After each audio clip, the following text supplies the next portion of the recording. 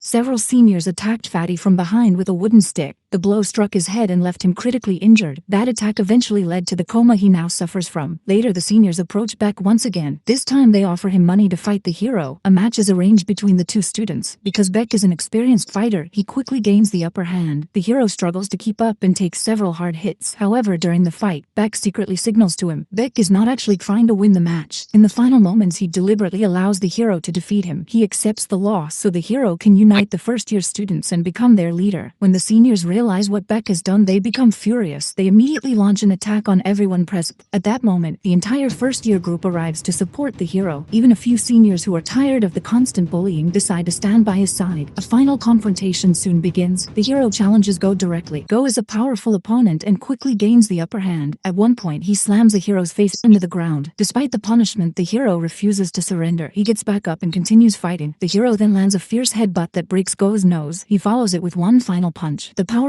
hit sends Go crashing to the ground. The fight is finally over. The first-year students emerge victorious. Everyone recognizes the hero as the new leader of the first-year students. However, he chooses not to divide people by grade levels. Instead, he brings together both first-year and third-year students into one united group. The students who were once divided now stand together as friends. With their differences behind them, the group becomes stronger than ever before. Now, the hero and his entire team are ready to face whatever challenges come next.